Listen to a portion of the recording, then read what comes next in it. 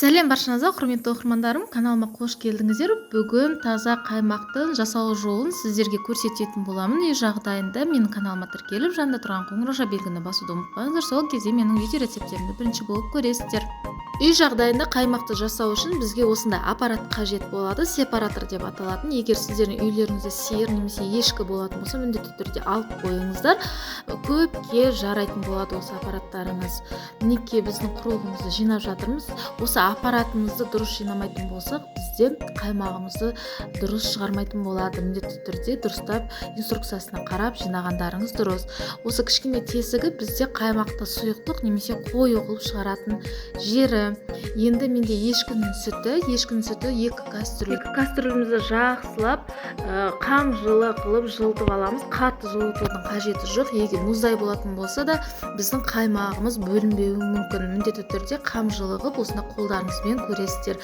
Енді аппаратымызды барлығын жинап болған соң кішкене қыздырып аламыз. Машинаны да қыздырып аламыз ғой.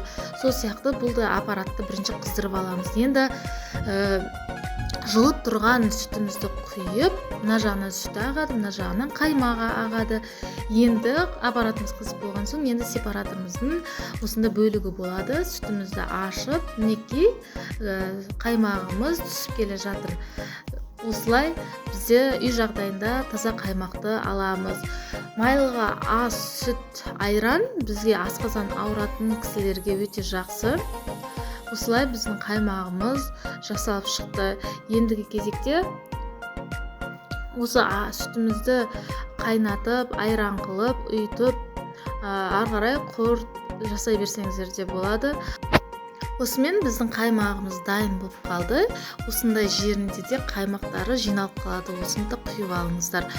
Айран қылған жағдайда сіздер айранымызды қалтаға қайнатып құясыздар. Сол кезінде сарыуызы шығады. Сол сарыуызында пайдалансаңыздар болады. Асқазан ауыратын кісілерге өте пайдалы. Енді бұл сүтімізді пісіріп ұйытатын боламын. Каналыма тіркеліп қойыңыздар, жанында тұрған қоңырауша белгіні басуды ұмытпаңыздар. Сол кезде видео рецепттерімді бірінші болып көресіздер.